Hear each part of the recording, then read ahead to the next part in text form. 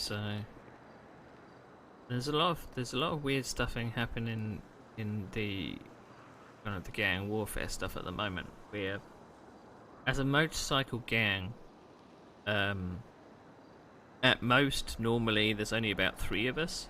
No, let's say there's three of us at minimum when the boss is there.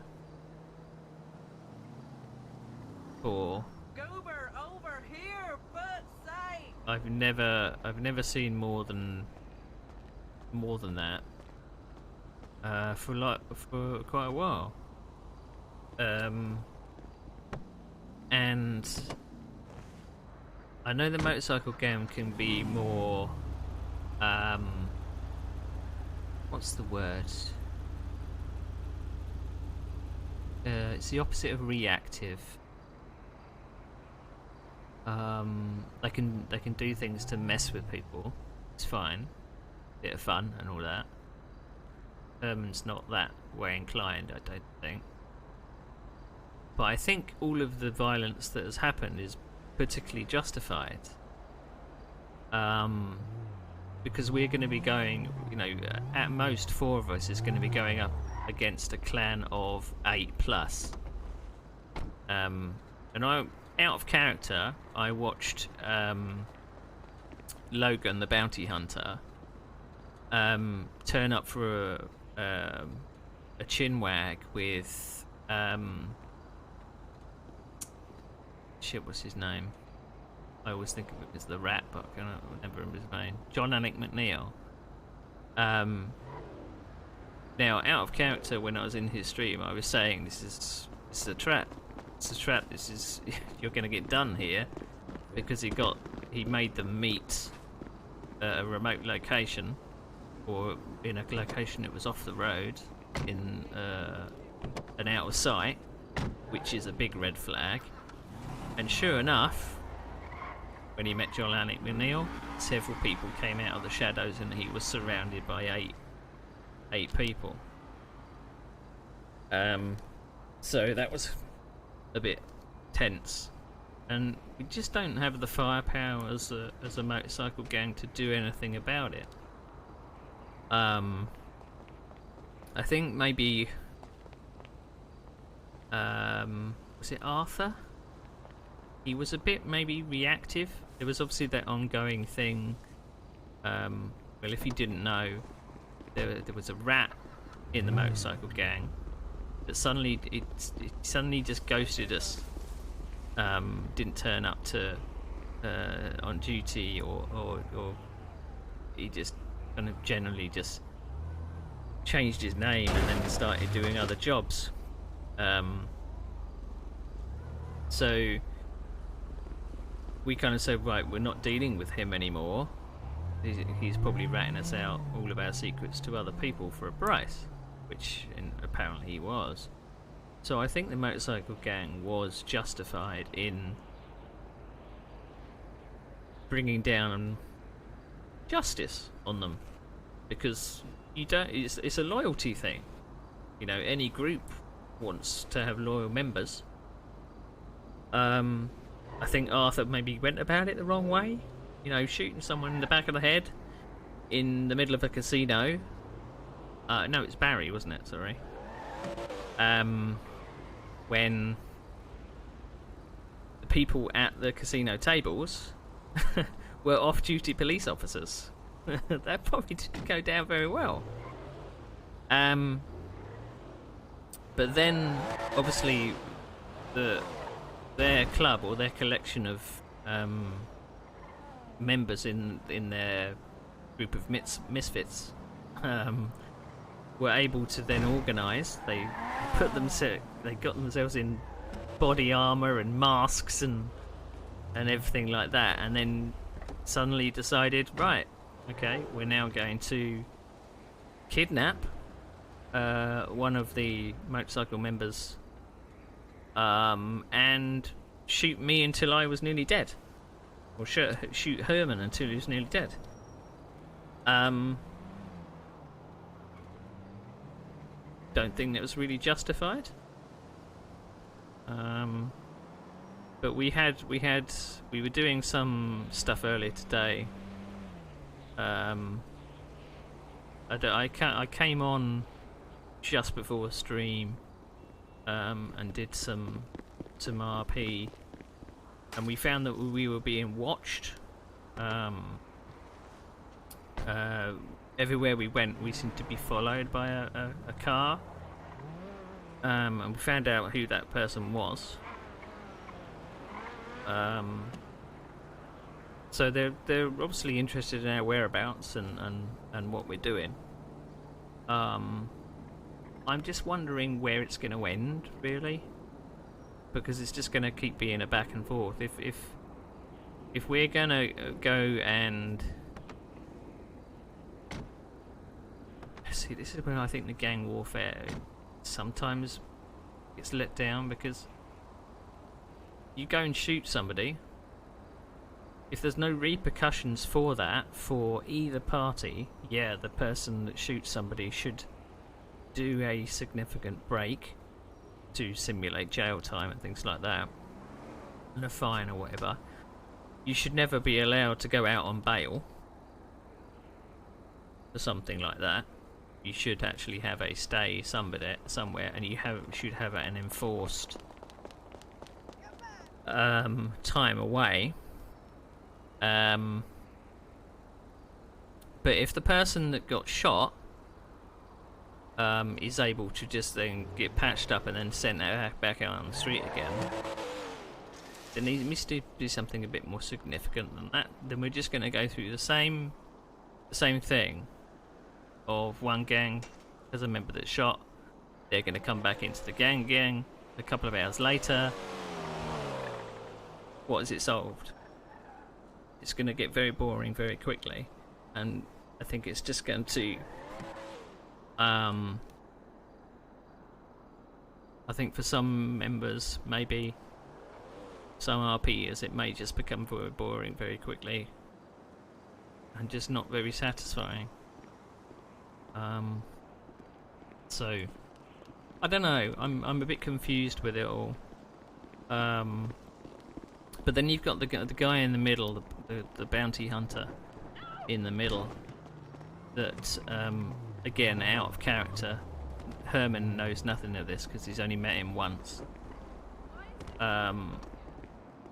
He's kind of playing both sides. He says he's not on anyone's side, but he's playing both sides. He says he's digging dirt on the MC, but he's not he's talked to everyone but the MC. So he's got everyone else's opinion of the MC, but not the MC's opinion. So I did say, when I meet you in game, whenever that will be, I don't know how I'm going to meet him in game. Yeah, and I don't know how that's going to come up. I'll explain to him You want me to pick you up? some truths. I don't think he'll go into secret detail, but he'll explain a few bits. Because I was watching some of the John Alec McNeil, and hear him talking about the MC to his group and to Logan the Bounty Hunter as well. And they're obviously being very liberal with the truth. Let's put it that way. Which you can imagine, a group's going to want to protect its group. But yeah, it is going to end up with just a tit for tat thing. Which is why I, in my brain, wanted to think of more elaborate methods of trying to kill off characters, so that they had an extended stay away. But again, of course, it's up to the players to say whether. I'm not going to say that they have to permanently sunset their characters, but I would feel like if let's say we did a gang hit that was the idea I had was renting a helicopter, kidnapping someone, taking them up in a helicopter, talking to them for a little bit, going for a skydive. You're the only one with the parachute, and then if they don't say what you want to say, drop them.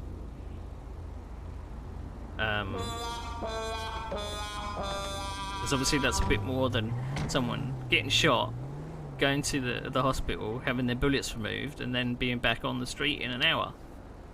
It's not going to see an end. So, I mean, that's why I kind of like the big stories we saw with the story arcs with the vampire stuff. There was like a definitive conclusion, even though the characters still exist and there's still repercussions that continue.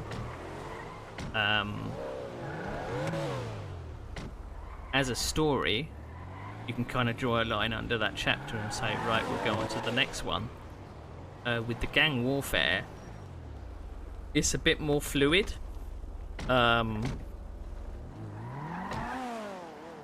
And I think there isn't like a definitive chapter that can be drawn under anything, which is maybe why I'm struggling with it a little.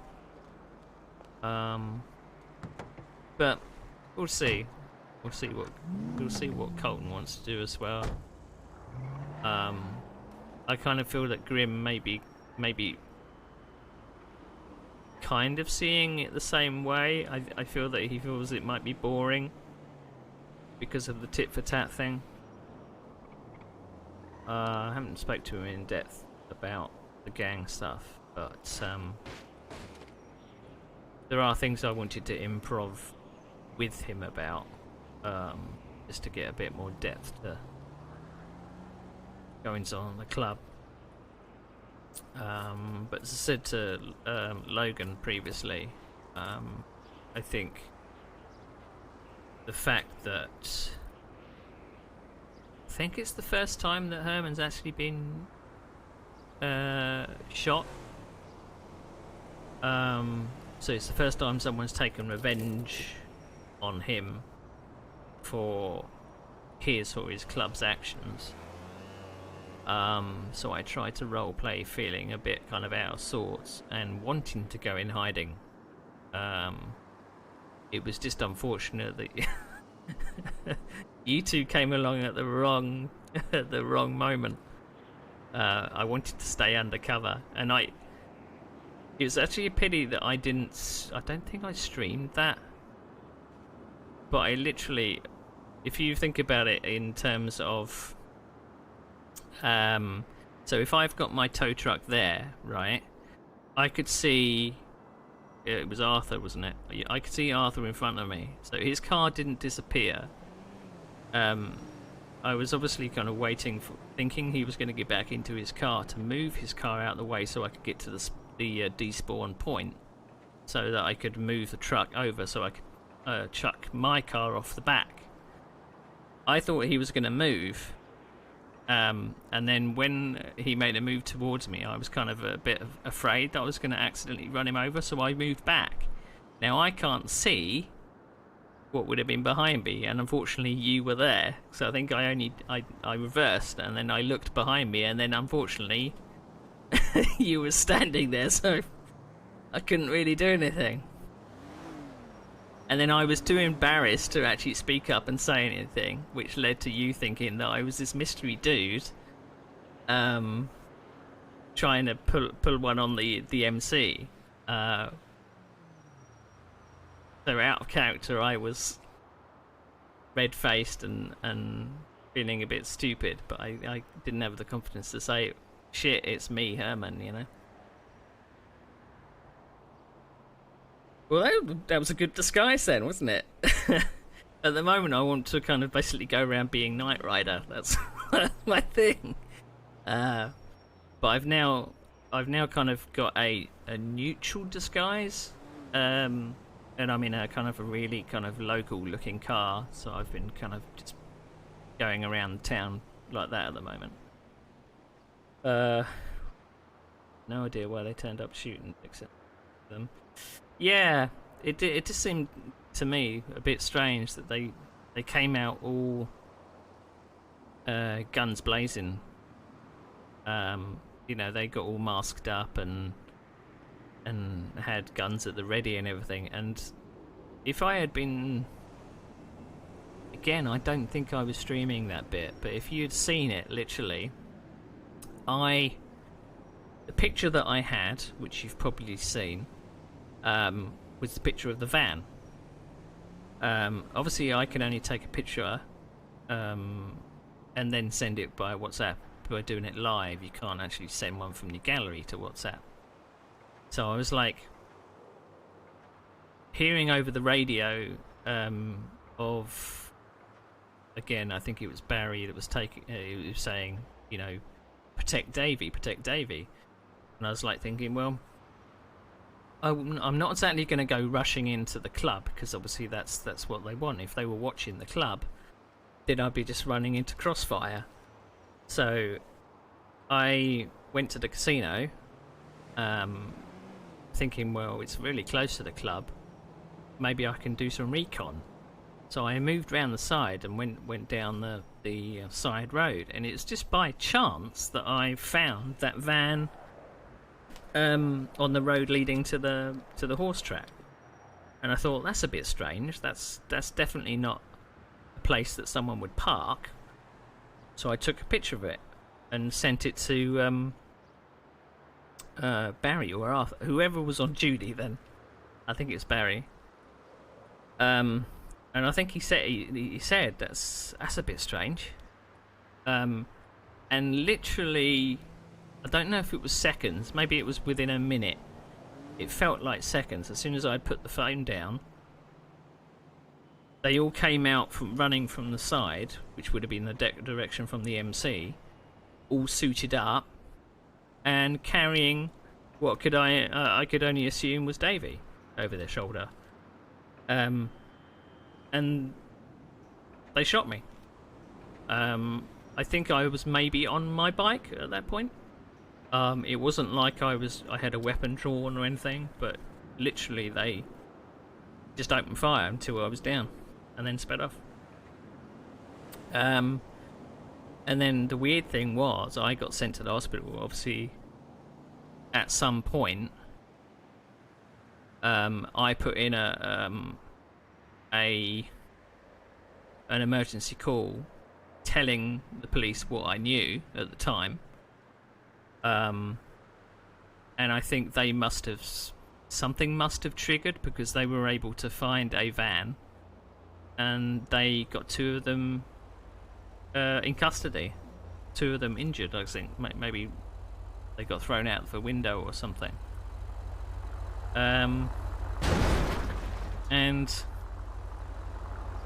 it was a bit of a weird feeling as well, because when I came into the police station after being shot, I got put into surgery and got the bullets taken out, had a collapsed lung, blah blah blah blah.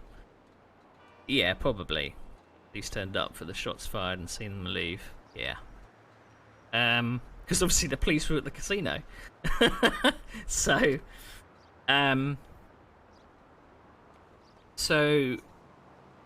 obviously the weird thing was that Herman was not really wanting to stay in the hospital, because A, he was angry, and B, he wanted to know what the kerfuffle was outside, so he could hear voices. He could see that masked men were brought in, which matched the description of the people that shot him. So I think he was probably right to be angry and upset that they were here. So I did cheekily, I know that I'm guessing it was Brat that wasn't put in the bed. I basically teabagged him whilst he was on the floor. But no one said a thing. I just walked into the ward, teabagged him, got up, walked out. And the weird thing was, when they were brought in for treatment, No one was told to take their mask off, which I found a bit strange. I thought that would have been the first thing you do, but they were allowed to keep their masks on. So there was Brat that was, or Timmy Tooth or whatever his name is, was allowed to stay fully hidden, which suggests to me that he might be still an informant. And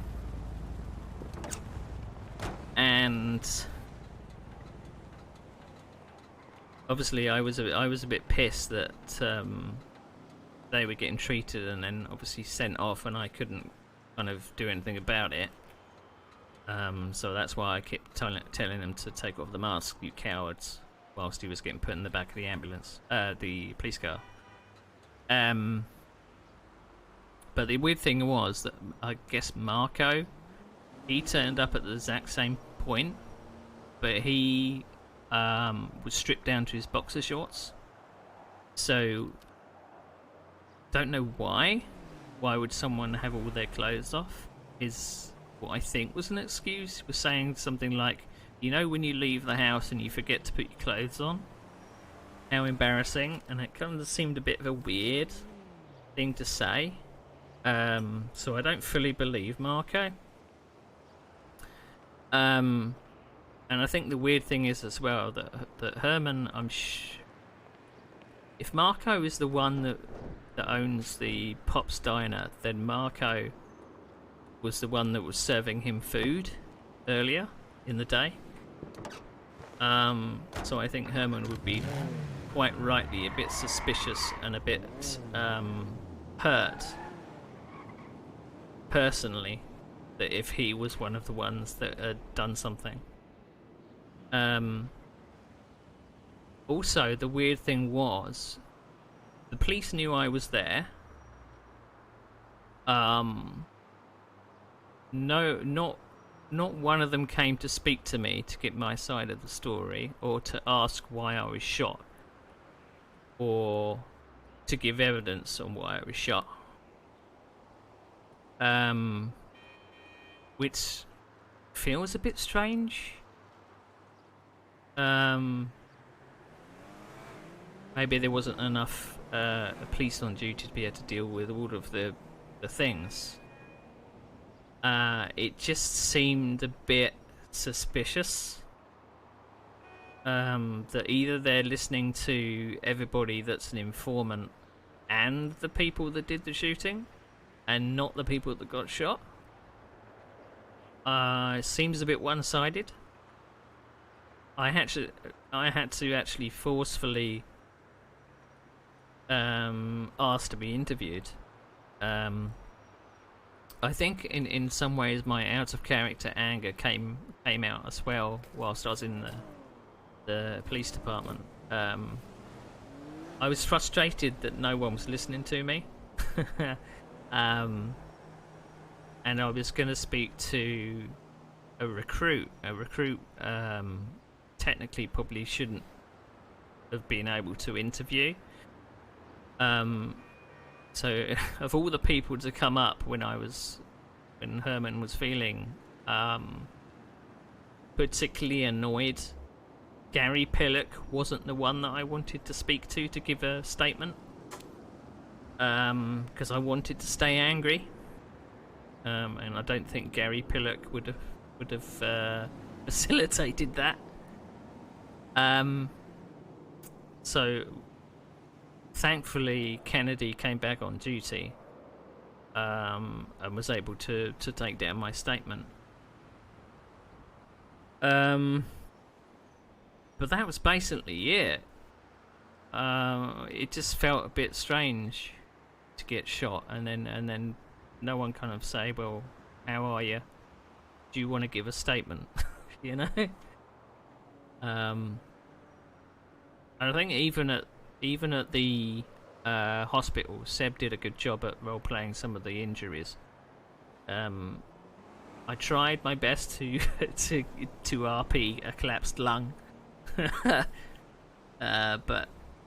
don't know if I did it that well.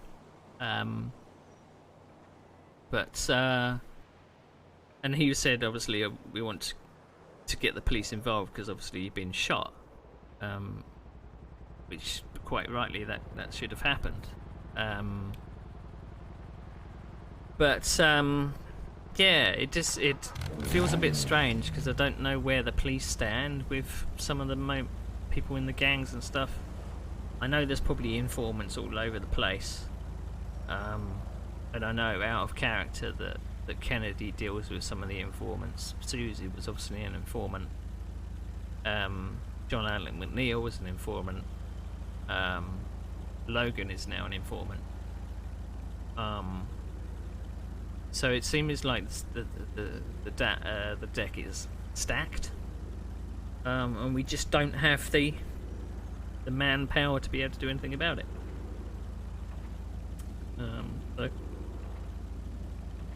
So yeah, that was a long rant about absolutely nothing, but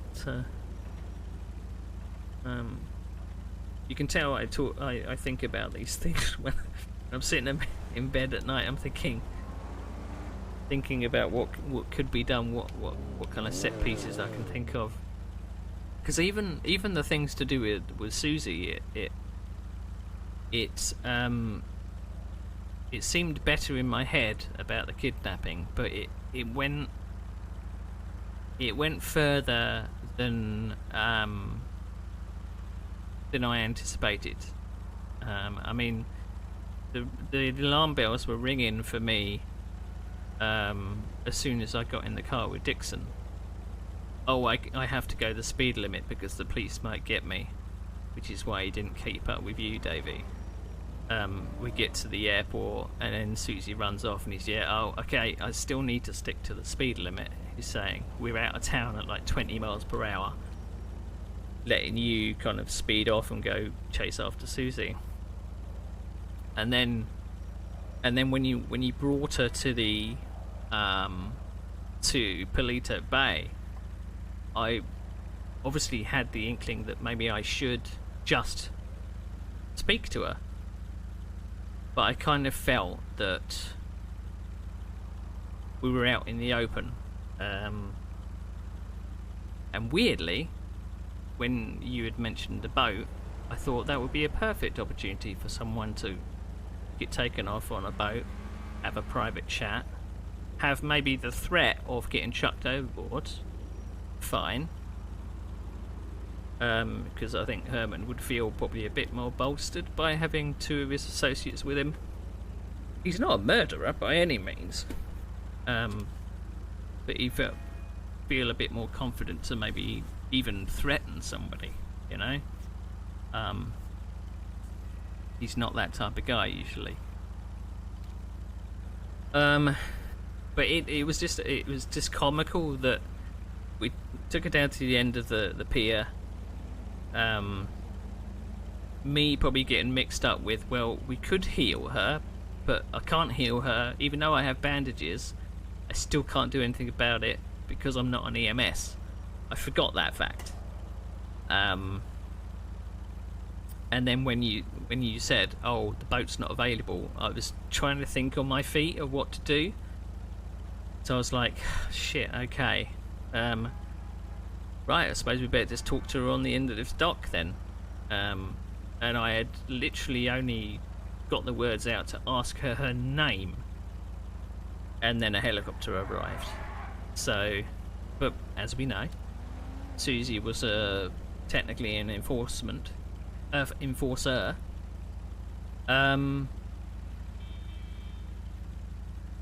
Informant, sorry. So she was probably being watched like a hawk. And the fact that they had a helicopter out watching what was going on. So we obviously didn't know that at the time, that she's an informant. And in character, I don't think I know she would have been an informant. But the alarm bells ring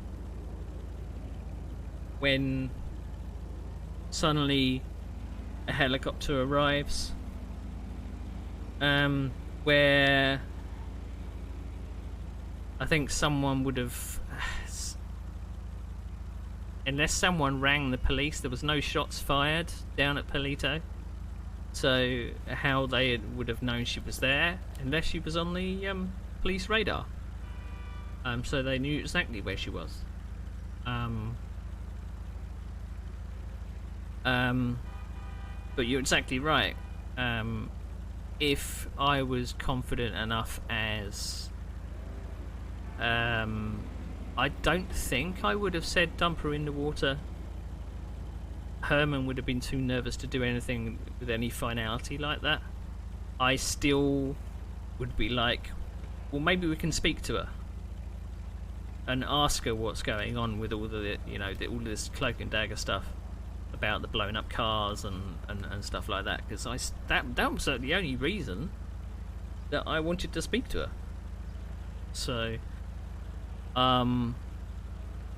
and just it just felt very, very weird, and the fact that we were all sitting down in handcuffs. Dixon kept chatting, and alarm bells were going off, thinking he's being too cocky here, as if he's able to talk like that to whilst being arrested. And then she gets picked up by EMS in the helicopter, and the last thing that Susie says is, "See you later, suckers." So, what are you to think? You know, the deck is stacked. Absolutely. Deck is absolutely stacked. I don't know whether there's some balancing things. I know there's certain things to do with the PD that they want to introduce, like what do you call it? Number plate reading and stuff like that. I kind of think that it made things a bit too unbalanced, because at the moment there obviously you can have car chases and things like that, but I think it's very rare that a criminal would actually get away. Unless the police are really bad at car chases. No,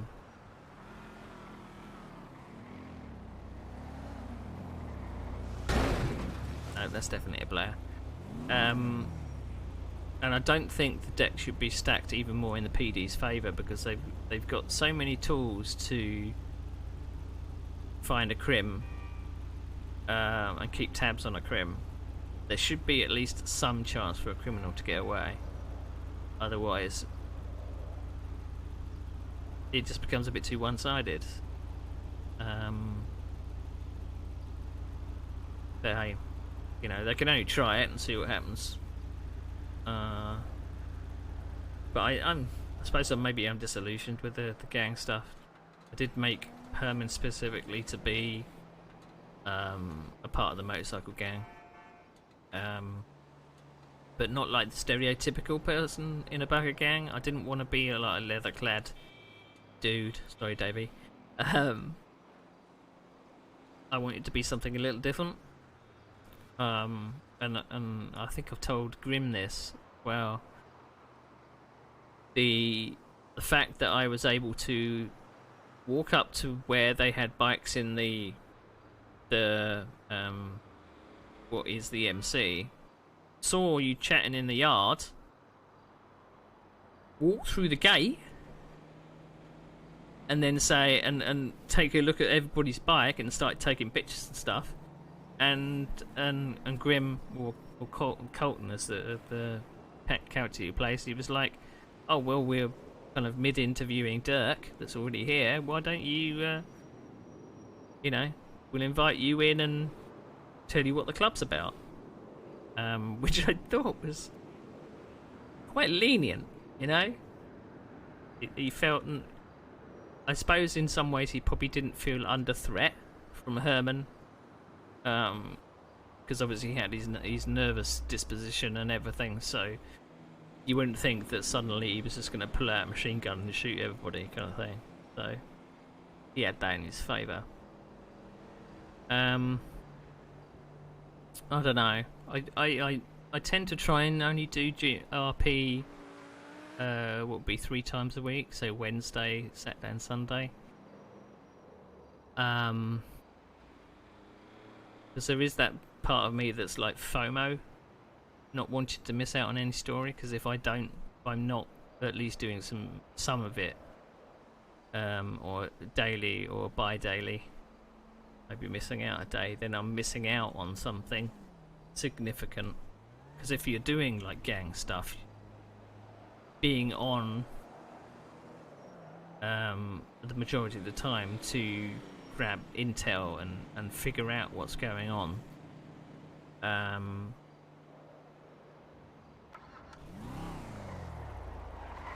don't know. I'm gonna have to have a little bit of a think about what I want to do next, basically.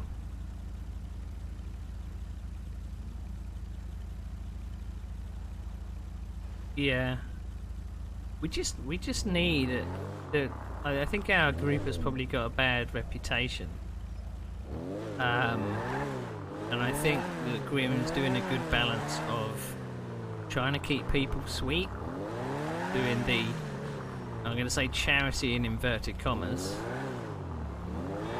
I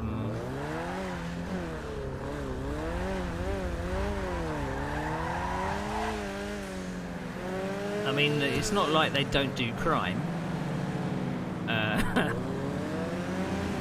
Herman won't admit to himself that he's doing crime, even with all the, the car chases and what have you.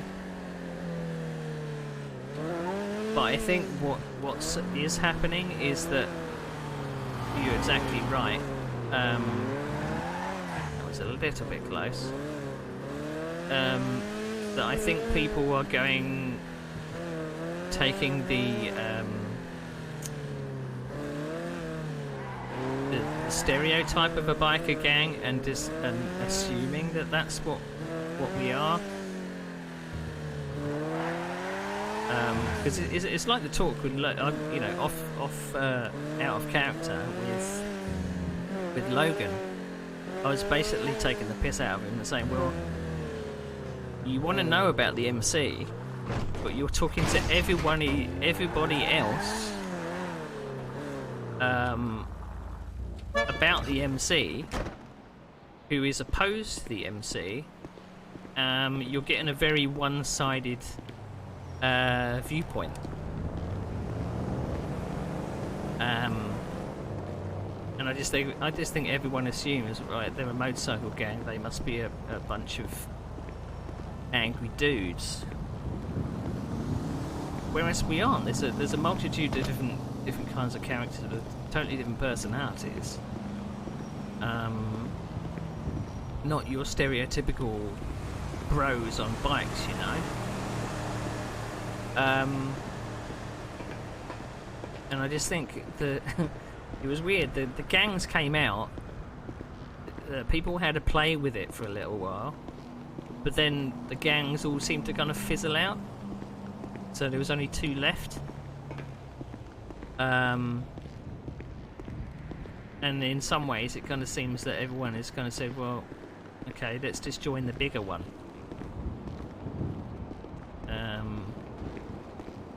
So I mean, I haven't been watching all of Brat's streams, but I don't understand the Levi thing.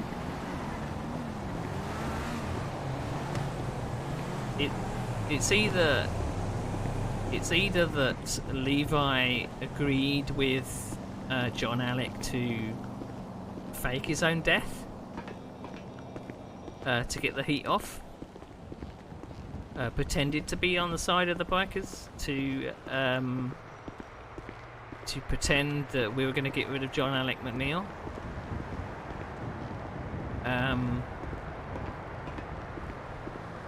Because he's now all pally with him, which doesn't make any sense to me. It obviously feels a little weird as well that he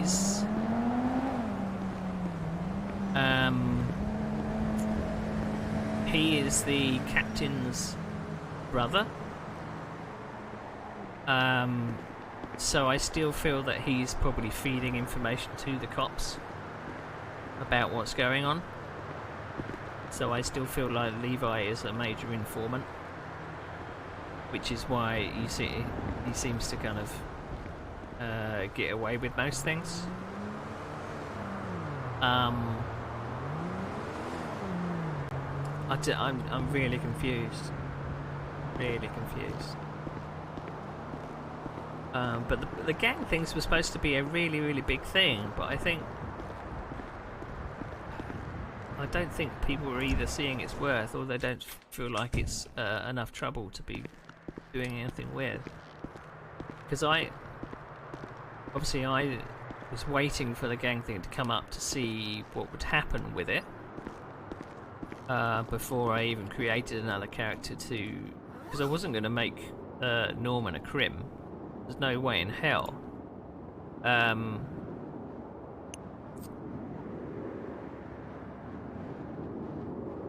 But I think as soon as it arrived, people were chomping at the bit to get it. But then I think as soon as it arrived, people were like, "Oh, okay."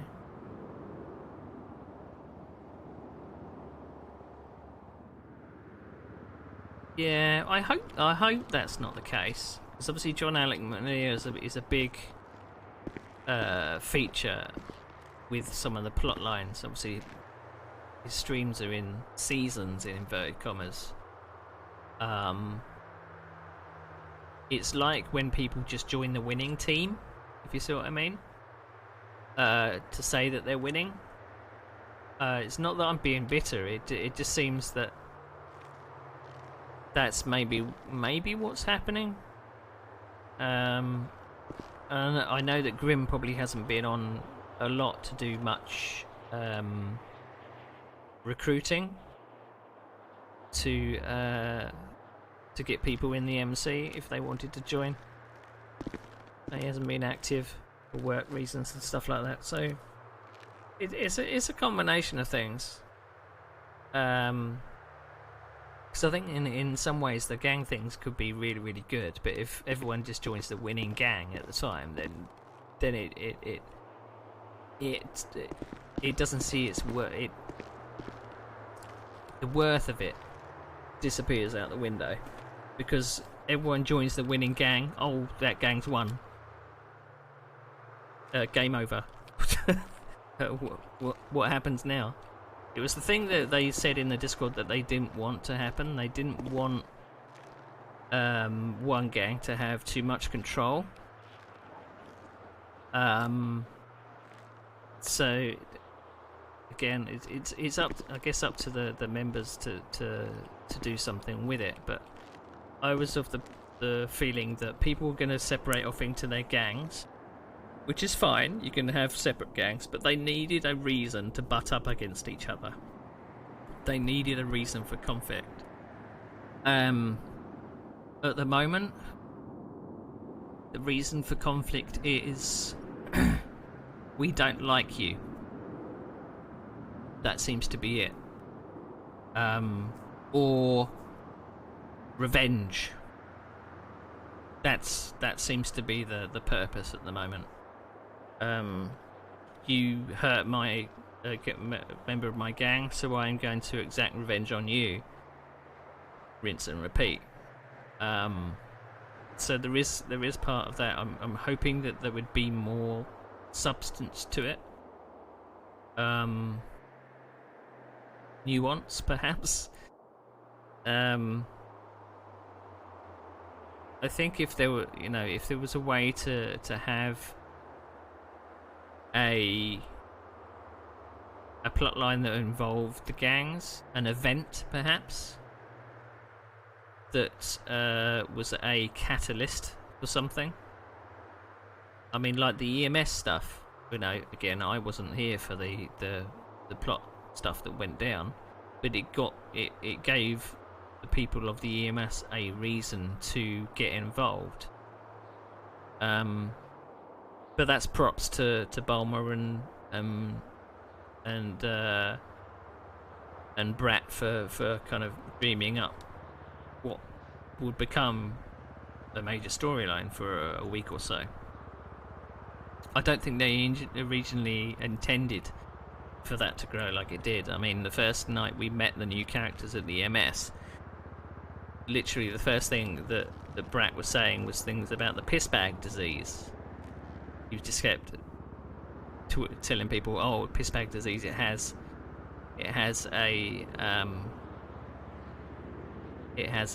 symptoms of yellow eyes and acting like a freak bag, so being violent."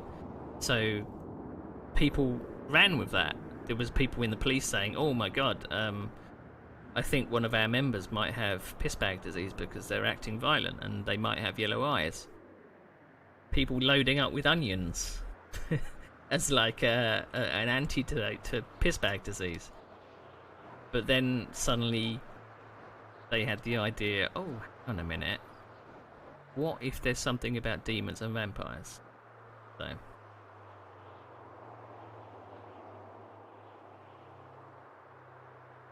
at the start there was, and I mean on opening night, when I was there as a member of the EMS, we had, it was like an injection of so many EMS staff. Most of the server wanted to be EMS staff, and it's just like, yeah, okay, I can understand maybe you want to be a part of it, but kind of makes it unbalanced if everyone's an EMS. You know. Thankfully it wasn't like 15 people online all the time after that. That was literally just the kind of the icebreaker part when we met everybody. A couple of those people in the EMS we never saw again. A bit of a shame, because I think that some of those characters were quite solid, quite interesting to explore perhaps. And I obviously know that they wanted to inject story into the EMS because it seemed like it was literally just work. The EMS were only even called into action when someone was hurt. We went and healed them, we came back, we waited for the next one. Rinse and repeat. But to have like a little storyline going in the background, I thought was kind of fun. I think if there was more, if you know, I'm not confident to do anything like this, to think up an idea for a particular plot line or anything like that. I know that the people have kind of said on the server, well, you know, why don't you have a go at saying, right, this is what I'm introducing, maybe talk to someone off stream as well about it. It kind of felt a bit like manufacturing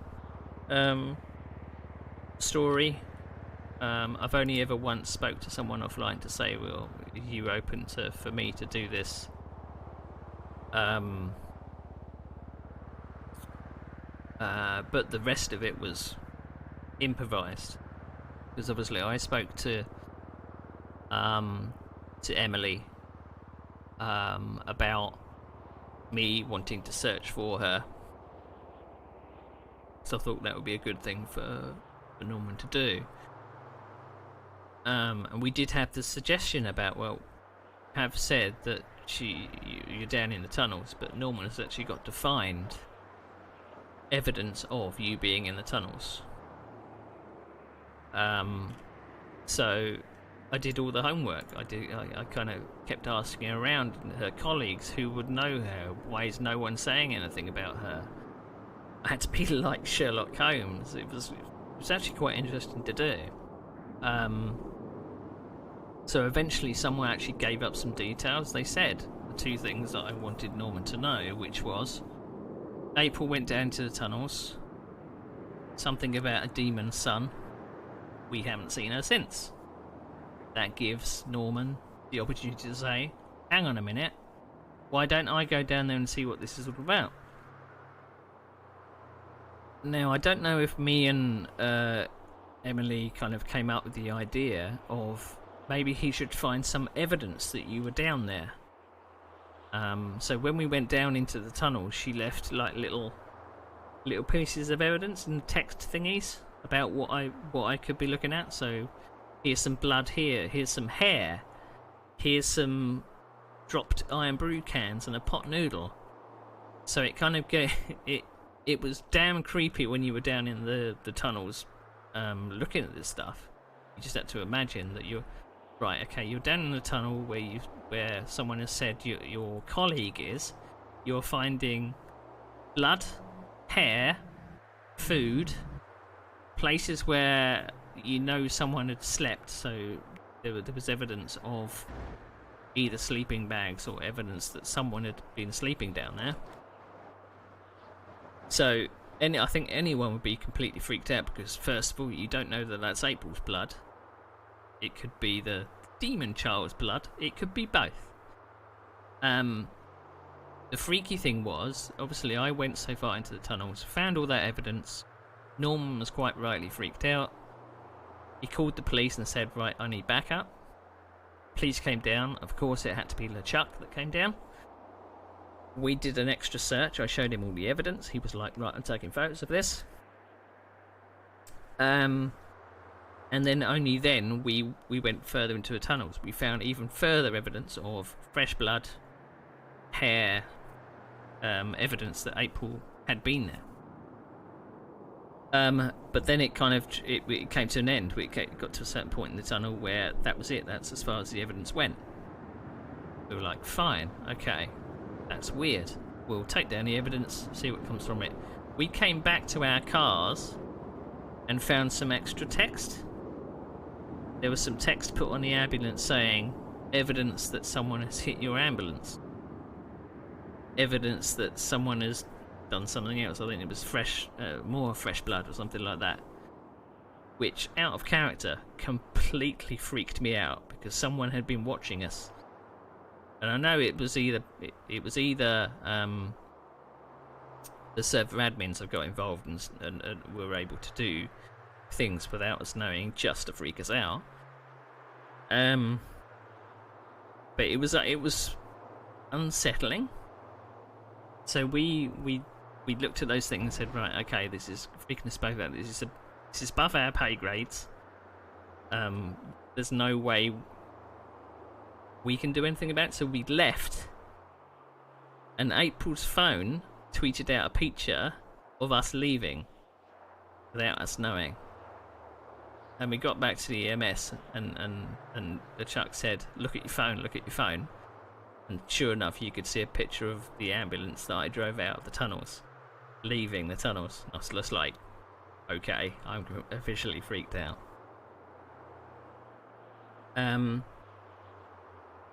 But other than that, obviously, we had. I know Emily had plans of making coming back, making a kind of a grand entrance kind of thing. But she accidentally got mauled by a cougar up north. So we had to go en masse and go and find her. Which led to LeChuck being mauled by a cougar and Norman being mauled by a cougar. It wasn't exactly the reunion we were after, but it was a reunion. So yeah, I've got completely mixed feelings about stuff in general in RP. I think I'm going to have to think about it a little more. I know that for a fact that Herman, obviously being in hiding at this current time and not doing anything particularly, things to either bring the club into more danger, make us more visible, because he's kind of got the feeling that we're being watched for a specific reason. And he wants to sit down with Logan because I think he believes that Logan is probably his closest friend in the city. It's the only one that he's got a kind of a bond with. Weirdly enough, the person that plays Logan is Herman's partner in crime in the club. Him and Dirk bounce off each other quite well. But obviously, he can only be one character at once. so, so he's either Herman's shoulder to cry on or Herman's partner in crime. So I think he may talk to Logan at some point, because I think he's probably feeling a bit upset about being shot and having responsibility that he doesn't really know what to do with in kind of a life or death situation. And obviously stuff that happened with Norman tonight. Don't know. Gonna have to think about it. But I think I'm gonna have to be back tomorrow. But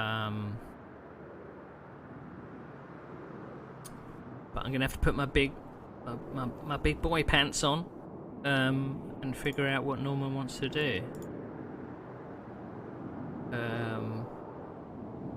Part of me is still like, well, should I feel a bit annoyed? Right, who should we go raid? You'd like a bit of Dirty Fisherman. Or I know he's probably doing some comedy. How?